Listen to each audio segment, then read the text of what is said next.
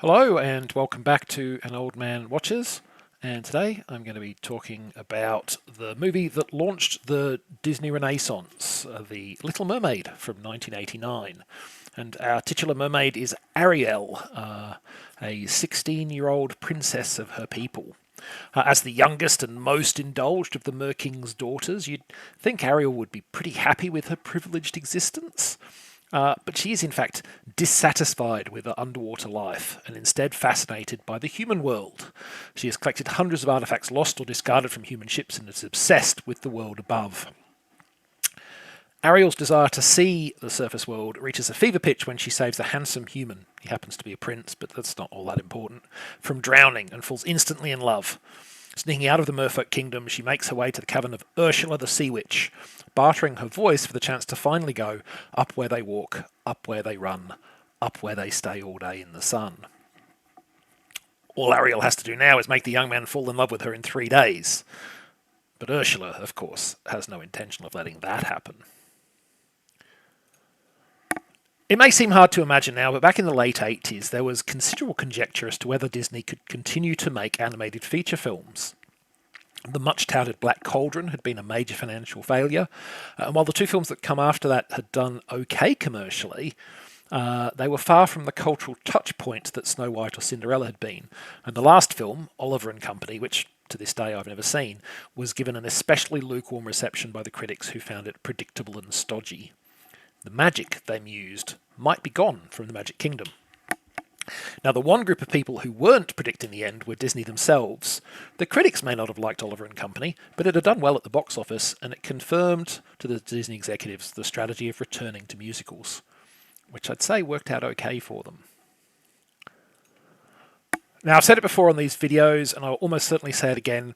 In my opinion, the single most important thing about any musical film is the music. Now, perhaps that seems self-evident, but it's much more easily said than done. Your composers and performers have to deliver songs that fits the narrative's requirements and reflect the characters singing them and are sufficiently distinctive from each other to be separately memorable. Oh, and of course, they have to be catchy enough that they stick in people's heads and are exceptionally well performed.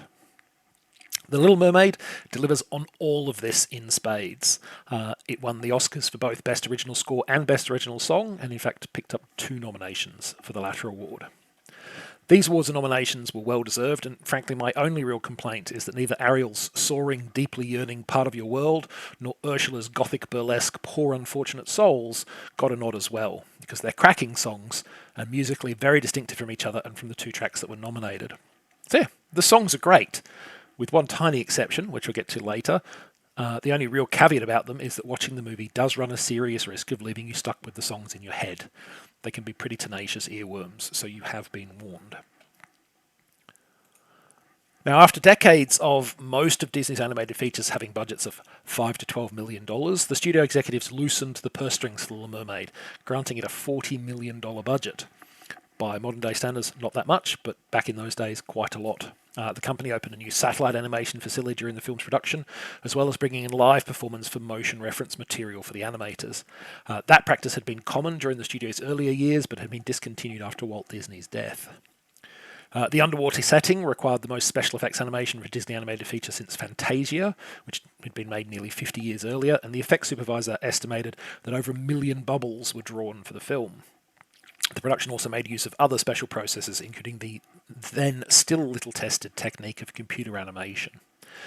All of this investment, plus the film's status as the last Disney feature to use the traditional hand-painted cells, provides the film with lush, rich visuals that perfectly complement the music. Coupled with the strong selections made for voice actors, from end to end, the film looks and sounds great. So do I have any complaints about the film at all then? Well, yes, unfortunately, I do have one. You've got to remember that more than 30 years have passed since this version of Little Mermaid came out. I'm afraid some of the social elements of the film haven't aged very well. Let's take the Oscar-nominated tune Kiss the Girl, for instance. Yes, it's a well-performed, catchy Calypso-esque croon, but the lyrics... Oh, there's a verse that pretty much straight as, you want her, and maybe she feels the same way too, so just kiss her to find out. Which, is not good advice. Don't just kiss people without asking. Instead, actually use your words. Hey, I'm into you. Do you feel the same? It's only Ariel who has been magically robbed of her voice, after all, not the man who is being sung to. Speaking of which, the story's motif of literally depriving a young woman of her voice is one that prompts divided opinion. I can see the point of those who dislike the idea that Ariel literally gives up her voice for a man, particularly a man she has just met. Don't give up your voice for anybody, folks, especially if you're not a cisgender white man, because you'll already have plenty of people out there trying to take your voice away from you. Don't help them. On the other hand, I do like the flip side of that element, in that it is when Ariel reclaims her voice that she actually gets what she desires. Still, this is all something to be aware of, especially if you're watching the film with young and impressionable kids, who are, after all, the primary audience. In the final analysis, though, I think The Little Mermaid has great songs, great animation, and an entertaining story with lots of laughs and clever moments. And I like it a lot, and I think it's really worth seeing. Next time, the 1946 film noir classic, The Killers. But that's next time. Until then, thanks for watching this video, and I hope you enjoyed it.